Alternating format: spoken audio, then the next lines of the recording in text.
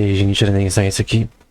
No episódio de hoje, eu vou falar sobre um livro do Ludwig von Mises, que é o Human Action, ou Ação Humana. Eu creio que originalmente tenha sido escrito em alemão, eu não tenho certeza. Muitos dos livros dele foram escritos primariamente nessa língua, depois foram traduzidos, né? Outros em francês, parece. Mas o foco aqui é tentar explicar algumas questões da obra.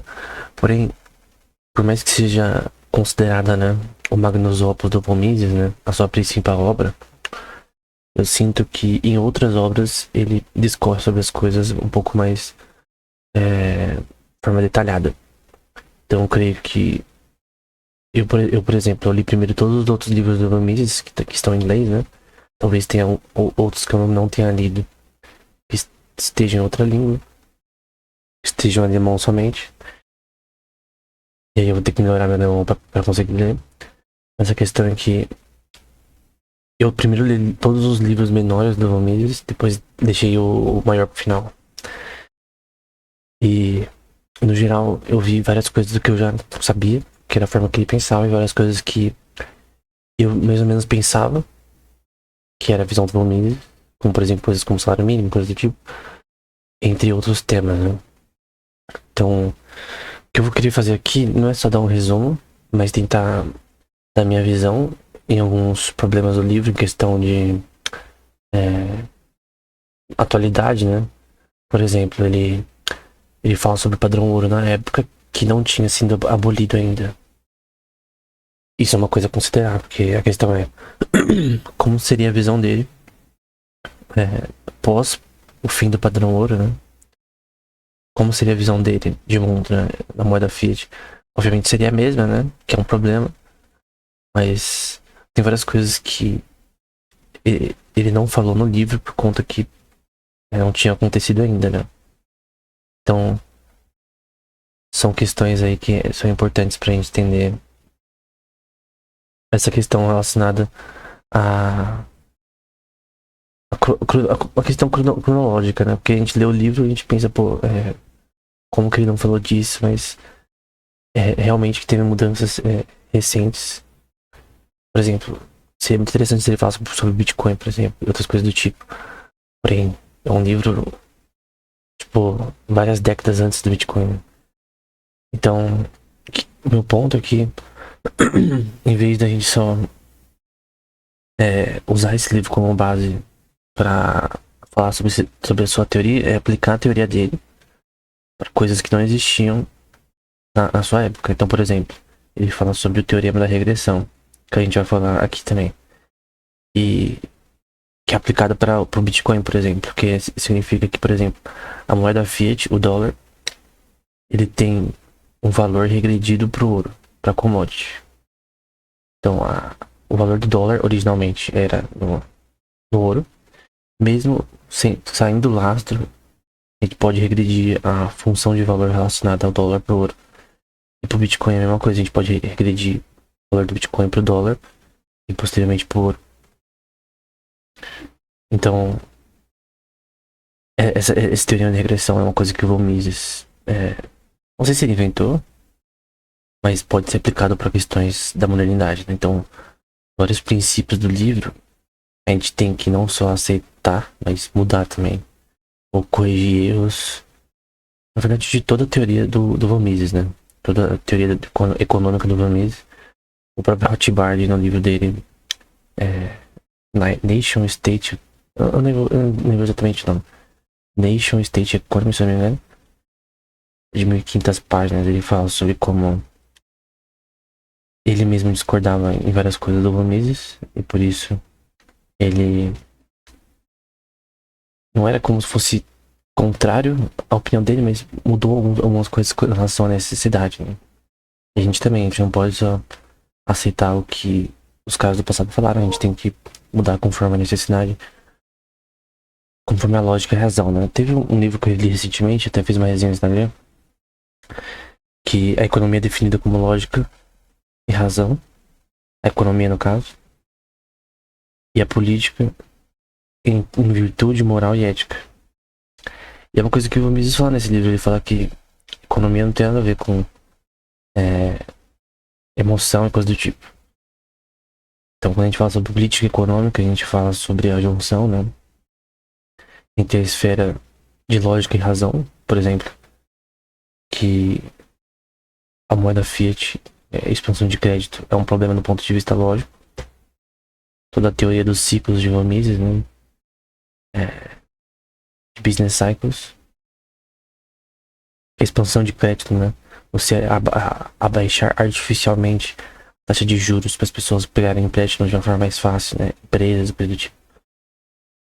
Que é você expandir o crédito, né, de uma forma artificial e não orgânica, é um problema. Porque isso cria inicialmente um boom econômico inicial. Então vamos supor que eu sou um chefe de estado, vamos supor. Eu abaixo a taxa de juros porque estão me pressionando, negócios, não sei, eu abaixar a taxa de juros. Eu abaixo, vamos supor que eu abaixo para 3%, estava em 9%. O que vai acontecer? As pessoas vão pegar empréstimos sem ter que pagar tanto pelo empréstimo. E elas vão pegar empréstimos que normalmente elas pensavam que não valeria a pena pegar. Porque quando o empréstimo é feito, você crê que você vai conseguir pagar de volta o que está pegando, né? Quando o juros está muito alto, eu vou pensar 2 vezes antes de pegar o empréstimo. Porque se o meu investimento ou a empresa ou fazenda que eu tô tentando construir, não importa qualquer tipo de investimento, se não der certo, eu não conseguir pagar e aí vai dar ruim. Então um ponto é que a taxa de juros, quando você abaixa ela artificialmente, você cria um dos elementos, né, do que é chamado de expansão de crédito. E obviamente ele discorre no livro várias vezes sobre esse tema, né? Praticamente metade do livro é só sobre isso, sobre porque isso é ruim. E ele já fala sobre isso em outros livros, né? Tem um que é especificamente sobre as causas das crises econômicas. Então a principal causa, com certeza, é a expansão de crédito, né? Então, basicamente, é um sistema em que as pessoas podem pegar empréstimo de forma fácil. Isso não precisa ser somente taxa de juros. Pode ser subsídio, que é uma forma de você beneficiar produtores ineficientes, né? Vamos supor que o agricultor ele tem uma fazenda, ele vai produzir diversos tipos de alimentos. Vamos supor que ele está falhando. Mas ele está falhando porque ele é ineficiente, ele não sabe administrar bem o seu negócio. E ele pede subsídio pro governo. O governo dá e ele consegue sustentar, né? Ele consegue manter a sua fazenda enquanto o subsídio tá rolando. Teve um livro, eu até li ano passado ou ano retrasado, exatamente sobre agricultura, né? Aí fala sobre a história da agricultura no Brasil, do último século, sobre como o subsídio para os agricultores foi importante para crescer alguns tipos de agricultores para conseguir aumentar a produção do Brasil, que é extremamente importante para o PIB do Brasil, né? Grande parte do PIB do Brasil é agricultura, por questão de bastante terra fértil, bastante tipos de alimentos que são melhor crescidos, que é mais fácil crescer aqui. Não todos, né? Mas grande parte. Então, ele é um grande exportador por essa questão. Quando você exporta, você basicamente está vendendo para outros países e ganhando em dólar, que eles vão te pagar, vão pagar em dólar. Normalmente, né? Então, exportar é extremamente importante para ter essa relação do seu balanço comercial. De importação e exportação. Importação é quando você compra de fora e você paga em dólar para receber. Por exemplo, teve uma época que o presidente do Brasil anterior, né? Ele comprou fertilizantes da Rússia para subsidiar para os agricultores no Brasil. Então tem vezes que subsídio pode ser ou não usado de uma forma correta, porém eu creio que a visão do Von Mises, né, é que no geral o subsídio ele é um problema. Porque ele pode vir a fazer diversos produtores ineficientes continuarem no mercado sendo ineficientes que estão recebendo ajuda para continuar os seus negócios. Né? Quando uma empresa privada ela falha por conta de ineficiência ou de problemas no mercado. Na época do Covid, por exemplo, muitos restaurantes faliram não porque eles gerenciavam mal sua, o seu restaurante. Né? Eles só não conseguiram se adaptar ao delivery o suficiente para conseguir manter a mesma carga aí de o mesmo faturamento, na verdade, né? Com relação a anteriormente, né? Então, os que já estavam com o sistema de delivery, tipo, tryhard já muito bem feito e muito bem, como se diz, utilizado já por muito tempo, iFood, app, não importa, já a experiência suficiente para atender. De repente, agora a demanda pelo delivery, naquela época pelo menos, né, tinha crescido. Então dava com certeza para um restaurante local competitivamente ter mais resultados pelo delivery naquela época. Só que aqueles que não se adaptaram, ou que não buscaram se adaptar, simplesmente faliram, pelo menos naquela época, depois voltaram, enfim. Tem vários exemplos de alguns que fecharam as portas e depois voltaram naquela época, né? Do Covid especificamente. Né? Então, é uma coisa que o Mises vai dizer, tem a questão de os lucros do empreendedor, né? Eles estão relacionados à sua capacidade de lidar com eventos futuros. Né? Ele não vai saber o futuro, mas ele vai tentar se preparar para eventos futuros e tentar sempre, entre aspas, inovar. Que obviamente vender delivery não era uma inovação, mas ele sempre vai tentar fazer algo que consiga manter seu lucro futuro com relação à competitividade de mercado na sua região. Né? Que no caso do restaurante é um limite específico da onde até onde ele pode vender. Né? De 5, 6 km, 7. Depende aí da capacidade do restaurante. Aí. Então, o ponto é que essa questão de expansão de crédito é muito importante pro livro de Mises. E basicamente assim a ordem das coisas, né? Você tem a expansão de crédito inicial, cria um boom econômico. Então, aconteceu, por exemplo, em Iceland. Não sei se é Irlanda. Acho que não é Irlanda em português. Em Iceland aconteceu isso. No início dos anos 2000. Aconteceu um boom econômico. Os caras pegando empréstimos de curto prazo. Então, perdão, de longo prazo, como se fosse curto. Ou algo assim. Eles, tipo, fizeram um negócio lá pra conseguir expandir crédito nesse sentido de empréstimo. Eles criaram um boom econômico inicial, que durou alguns anos. E na crise de 2008, eles sucumbiram, né? Então, o país estava num nível que os mais velhos olhavam pro presente, pros jovens no presente que eles tinham e falavam, nossa, como que os caras têm tanto, assim, luxo comparado a nós antes. Com o mesmo, assim, entre aspas, salário. Em questão de poder de compra. Poder de compra não, em questão de valor. E...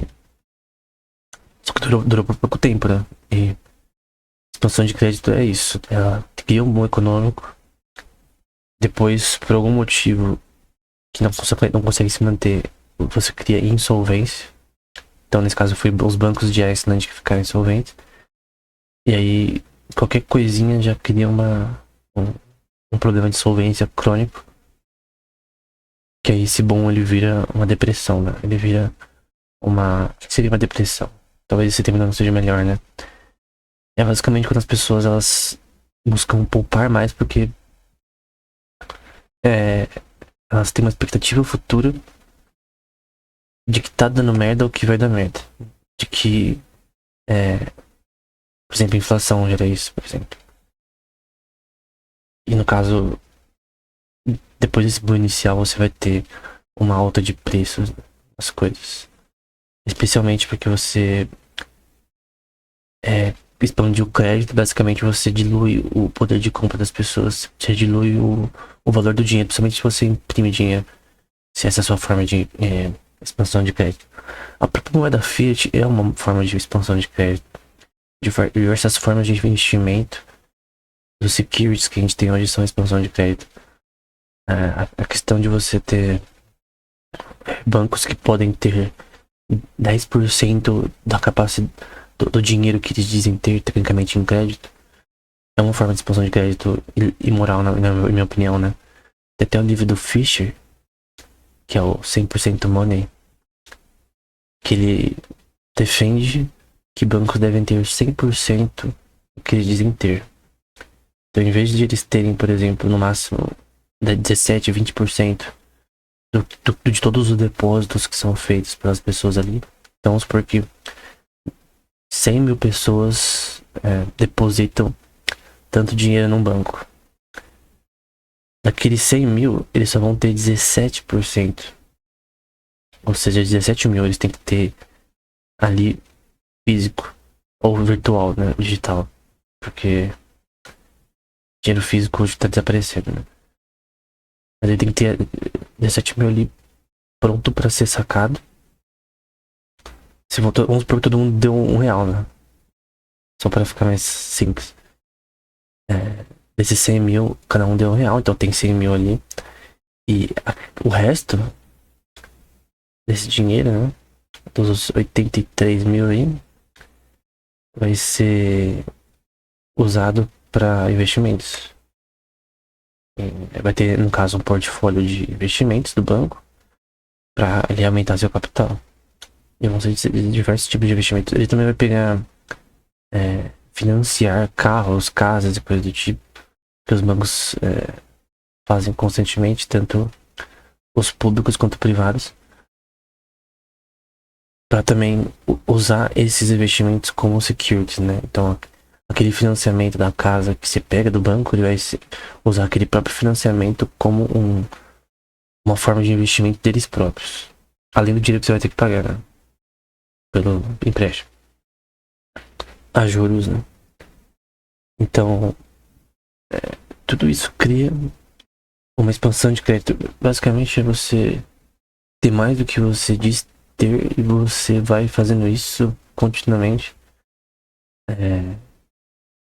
num sistema bem complexo chamado Shadow Banking, né? A forma que os bancos pedem e dão empréstimos uns para os outros. Mas basicamente é uma forma de se manter nesse contexto de expansão de crédito. Isso cria aquele boom inicial que depois vai criando uma depressão posterior. E aí você tem que ter uma recuperação que vem das pessoas primeiro pouparem mais, negócios pouparem mais, para posteriormente criar um estado de recuperação em que o investimento volta ao normal. Mesmo em depressões, não são todas as empresas que são afetadas. A questão é, a gente chama de uma depressão quando muitas empresas e consumidores são afetados, né? Principalmente quando você tem uma alta crônica de preços. E obviamente quando você tem, por exemplo, o CPI Index, né? Que é o índice de preços de consumo muito alto.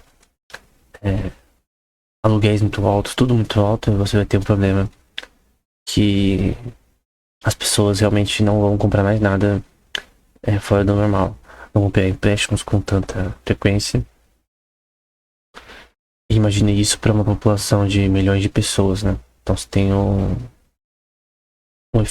efeito crônico no comportamento das pessoas. E tudo isso que eu falei vem da visão que a economia é baseada na ação humana. Esse é o título do livro, né? E o que significa isso, né? É que é chamado de performance de praxeologia, né?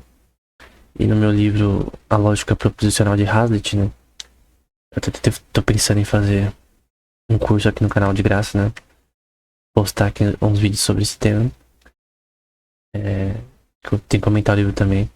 Tem apenas umas 100 páginas praticamente. Eu basicamente uso esse princípio do ponto de vista mais matemático, né? Usando lógica proposicional. da questão da praxeologia, né? De você usar a lógica dos fatos e axiomas da economia para tentar entender o que está acontecendo.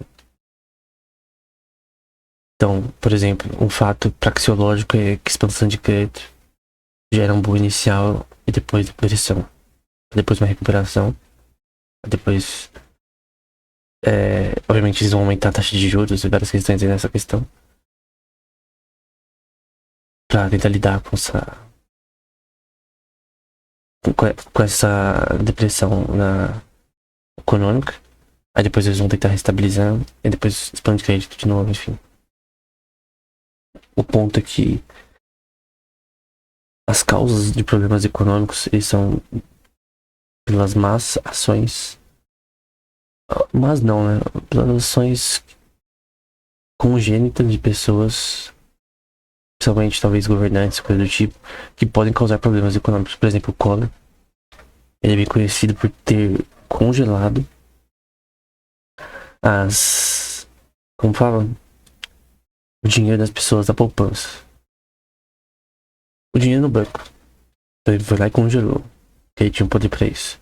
Isso é que é chamado de forced saving, ou poupança forçada, que o Mises discute também. É a questão de que uma pessoa, um governante força pra lidar com a inflação, força as pessoas a pouparem. Isso obviamente é imoral, porque é um ataque na propriedade privada e viola a Constituição. Pelo menos atual, né? Mas o que eu também anteriormente, tipo, isso é simplesmente abominável. E pelo que eu vi, ele não devolveu também esse dinheiro. Então ele não só congelou, ele roubou esse dinheiro. Sei lá. Implementou o plano real, enfim, depois. A questão é que essa foi uma ação, né? Foi uma ação idiota de um governante. Porque o problema não é o Estado, o problema são pessoas dentro do Estado que são ou incompetentes ou ignorantes, né? Nesse caso, aos dois, né? Collor foi tanto incompetente quanto ignorante nessa decisão de congelar poupança, né? Ele nem congelou preços, né? Já é um problema. Ou fez outras coisas que também são ruins para controlar a inflação, né? Foi até pior. Segundo o Mises, como você controla a inflação normalmente? Ele não fala tanto sobre esse tema, mas basicamente sobre controle de inflação especificamente. Em outros livros ele fala com mais detalhes, mas a questão é que para controlar a inflação, que é uma expectativa futura versus a presente com relação aos preços, então é uma questão temporal, né? É uma questão de preferência temporal. Então, por exemplo, teve essa questão do Rio Grande do Sul recentemente, de chuva, né? E teve uma expectativa que futura, né? Que os preços do arroz, né? No geral, iam aumentar. Porque a safra não teria sido colhida no Rio Grande do Sul. Posteriormente, vimos a informação, até mostrei no canal, que a safra já havia sido colhida o suficiente para a safra desse ano. E por isso tal problema não era tão. Não era tão alarmante quanto ele precisava. No fim, o governo comprou subsídio de fora para colocar aqui, enfim, mas a questão é que não precisava. Que já tinha colhido a safra suficiente. Então, o ponto é que a compra do subsídio foi uma decisão burra. Porém, a expectativa das pessoas, e pela informação que elas tinham, era que o preço ia aumentar. Então, os vendedores começaram a aumentar o preço já. Então, foi a expectativa futura deles, porque eles não sabem o futuro. Eles, com a informação que eles tinham, eles agiram da forma que eles achavam melhor. Versus a expectativa presente. Então, a taxa de juros também é decidida dessa forma. Só que nós os preços de produtos também. Então, se tem uma notícia, por exemplo, que a SAF desse uma notícia, várias notícias que são congênetas que parecem ser verdade, né? Vamos supor que seja verdade. Que o petróleo vai ser escasso daqui a 5 meses por algumas razões. Aí você vai ter um problema, que as pessoas vão esperar que fique escasso e vão agir conforme a isso. Quando você tem um petróleo escasso, você vai aumentar o preço. Então as pessoas já vão aumentar o preço porque a expectativa futura delas é essa. Se ficar escasso, de fato vai aumentar o preço. Se ficar fisicamente escasso mesmo. Mas a questão é, com a informação que as pessoas têm, elas escolhem os preços tentando maximizar seus lucros e minimizar suas perdas, né? É o teorema Minimax de von Neumann e teoria dos jogos, né? Jogos de somas positivos. O que são jogos de somas positivos? Essa velha questão que a economia não são jogos de soma zero. No sentido de que não é um sistema em equilíbrio. É um sistema positivo. Se a gente falar topologicamente, é um sistema de curvatura positiva, em que uma pessoa perde e outra pessoa ganha. Então, numa competição de Bertrand, por exemplo, numa região, entre dois restaurantes do mesmo nicho, e que meio que estão em competitividade nociva um contra o outro. Eu até vi um episódio ontem do Para as Crianças, né? Que é aquele que acho que é da 4ª ou 5ª temporada. Que eles fazem um restaurante, né? Comida caseira da Jay contra comida chinesa. Um restaurante um na frente do outro e nos 20 quarteirões só tem esses dois restaurantes. E vira uma competição, né? E no fim aconteceu algo ilógico, né? Que os dois fazem as pazes e não brigam. Se bem que são restaurantes de nichos diferentes, né? A questão é, se realmente tem algum conflito de clientes ali, um vai perder e um vai se sobressair. É aquele que vai desagradar seus clientes. É assim que funciona a competitividade. O mercado privado, ele é um mercado que, se você está no mesmo nicho que outra pessoa e você tem um conflito de clientes, principalmente do ponto de vista de lojas físicas, né?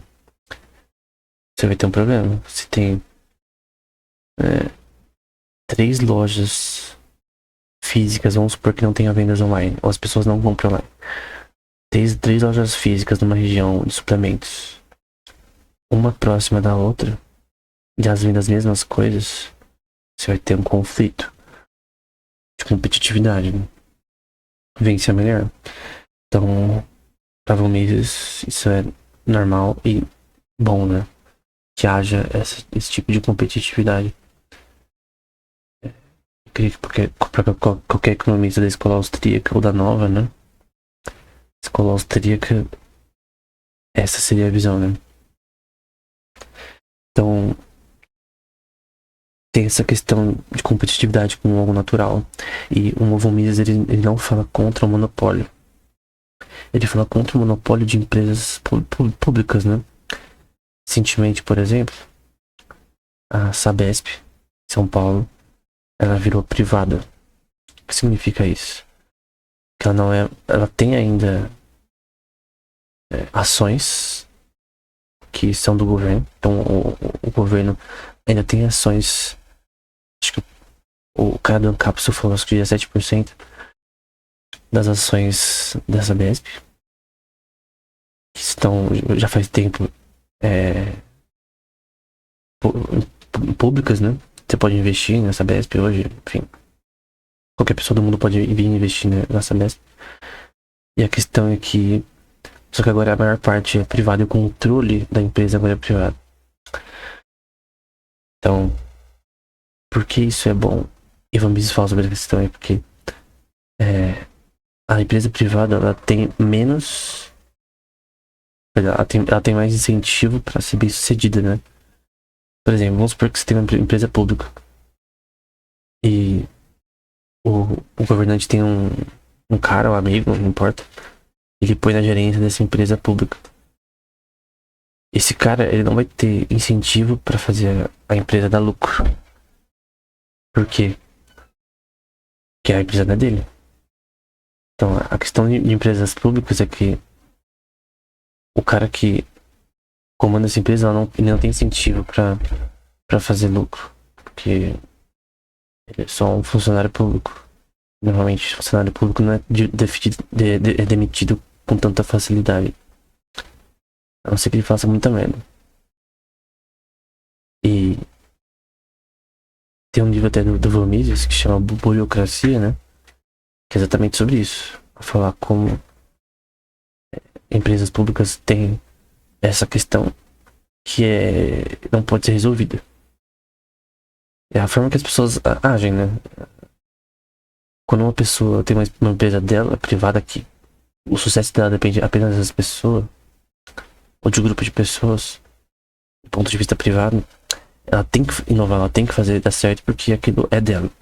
Agora, do CEO de uma empresa pública, aquilo não é dela. E ele não. Mesmo que. Você pode falar, mas aumentar o salário. Não funciona, não é a mesma coisa. Então, cronicamente, não tem resolução pra isso. A empresa pública nunca vai ser mais bem sucedida do que uma privada, pela questão de que não só o CEO, mas todos os funcionários ali de uma empresa pública, eles não têm incentivo pra buscar crescer ali. Mas você pode falar, um exemplo de tal empresa pública é assim, o assado. A questão é que, no geral, essa é a realidade, né? Uma empresa pública, ela sempre tende a ser pior. É a prática. Economia não é teoria. Ela é prática. É o que você observa e vê. Então, você pode observar na história recente, moderna, e você vai ver que nunca dá certo empresas públicas comparadas a privadas. A iniciativa privada sempre é superior. Mas pode falar, por exemplo, NASA e coisa do tipo, mas a questão é que tem áreas específicas em que atualmente algumas empresas públicas elas têm a vantagem atual, mas logo não terão. A SpaceX tá aí. Tem várias coisas que a SpaceX tá fazendo que provavelmente vão dominar o mercado mais que a NASA e mais que qualquer outra empresa. Então, eu creio que existem empresas públicas que são boas. A NASA é um exemplo. Parcial, né? Eu creio que quanto mais exploração espacial ficar famoso e útil e der mais lucro, por algum motivo, mais a NASA vai perder ground aí nessa questão. O ponto é que, no geral, empresas privadas elas tendem a ser mais bem sucedidas. Por isso que muitas empresas públicas elas viram privatizações, né? Que se você privatizar, que nem eu falei antes, é tornar de alguma pessoa, em vez do Estado, né? Essa questão, isso até é bom pro Estado, essa privatização. Porque as pessoas pensam, normalmente o economista austríaco, na visão do Rothbard, ou outros mais tryhard, né? Mais radicais, né? De que o governo é um problema, que ele tem que deixar de existir. Eu discordo. Na verdade, eu creio que quando você age com razão e lógica na economia, você acaba beneficiando o próprio Estado, na verdade. Tem um princípio, por exemplo, que é impostos, tarifas, cotas, coisas do tipo. Protecionismo. Até um livro do Von Mises só sobre isso, né? Se chama intervencionismo. Eu vou deixar na descrição. E basicamente, impostos são basicamente problema quando eles atrapalham a produção e alteram os preços de produtos. Eu já falei aqui várias vezes nos episódios da questão do Haddad, né? Tem sido meme recentemente no Brasil todo, com vários. Tipo. Eles pegam um filme e colocam o Haddad de alguma forma, só que tem a ver com imposto. Como psicotaxa americano, enfim. Tem também o rombo, em vez de ambo, né? enfim, eu não lembro exatamente quais eram os melhores, mas a questão aqui tem vários memes nessa questão, porque principalmente pelo aumento de taxas crônicas, impostos crônicos no país, e outros que são bem específicos, como por exemplo na importação de roupas de fora. Então, antigamente a taxa era zero, com o antigo presidente, com relação a comprar roupas da Shein, AliExpress, coisas do tipo, que aumentava o poder de compra das pessoas, né? Porque aqui no Brasil você não compraria o mesmo produto com o mesmo preço. Faz também sentido fazer menção que a maioria das empresas, elas fabricam ou compram coisas da China. Então o governo estaria feliz com as pessoas comprando coisas caras compradas da China do que ele mesmo ir lá e comprar. Porque uma pessoa mesmo acessar o site da Shein e comprar, ela teria que comprar da Riachuelo ou da C&A. E as mesmas roupas custam tipo 3, 4 vezes mais aqui do que lá, mesmo com imposto. Então por que o imposto foi feito? É para pagar a dívida do governo? É para ser usado para educação? Qual é a razão? A visão de alguns meses, embora não é explícita, mas implícita aqui também, é a questão de que esse tipo de forma de imposto é simplesmente imoral e que não funciona, né? Eu tô pegando a visão de baixar também. Para você arrecadar mais imposto, você cobra menos imposto. Se você cobrar acima do nível óptimo da curva de Laffer, você acaba contraindo o número de vendas, a demanda, porque você vai abaixar os preços e você acaba fazendo as pessoas comprarem menos, né? A pessoa não vai consumir um mercado inelástico, que o preço afeta a demanda, se estiver muito caro. Então, às vezes, o imposto acaba desencorajando diversos negócios e acaba arrecadando menos, porque você vende menos. Tem menos lucro envolvido nas vendas, você tem menos consumo. Então, a melhor forma de arrecadar impostos é você diminuir no nível óptimo na curva de Laffer em cada setor específico, né? E você acaba arrecadando mais. Eu já falei isso diversas vezes em outros episódios, em livros, né? Então, um ponto aqui é o que Bashar fala, né? Naquele livro, aquilo que se vê, que não se vê. Então, aquilo que se vê, o governo tentando proteger empresas do Brasil, o que não se vê é que ele tá cortando as próprias pernas com a serra elétrica. Que tá fazendo mal pra si mesmo. Se um governo quer se reeleger, tá fazendo mal pra si mesmo a fazer isso. Tava lendo uma passagem bíblica em 2 Crônicas, que Salomão, ele sai do governo, né? Ele terminou o governo de Israel meio que fazendo merda, né? Ele acabou servindo outros deuses e tal. E aí um cara chamado Roboão, ele vem pra entrar nesse governo. Parece depois de Jeroboão. Depois acontece uma separação entre Israel do Norte e Sul. Mas a questão é que nessa passagem, o cara que ia suceder Salomão, no caso, como rei, já no reinado, ele teve uma crise causada por ele mesmo, porque Salomão era conhecido por cobrar muitos impostos altos. E aí, tá tudo em 2 Crônicas. E aí, os anciões, né, os principais aí do antigo governo de Salomão, eles pediram que o novo rei, o Boão, né, ele abaixasse os impostos e aí o povo ia servir. Então, a questão lógica é que se você abaixar os impostos, a gente vai te servir como a gente servia Davi, Salomão e tal. Só que aí, essa foi a dica dos anciões, né? Os caras que manjavam de governar. Só que aí o Roboão foi falar com os amigos dele. Os caras tudo ferrapado da vida. Os amigos deles recomendaram que, em vez de ele impor menos impostos, que ele cobrasse impostos em níveis extraordinários. Então, se Salomão usava um chicote, eu vou usar dois, tipo assim, em vocês. E basicamente criou um caos. Porque basicamente as pessoas se revoltaram. E no fim, Roboão foi tirado do poder por conta disso. Qual foi o erro de Roboão? Primeiro, ele não viu os anciões que manjavam desse tema mais que ele, com seus amigos. E ele perdeu a confiança do povo, porque ele acabou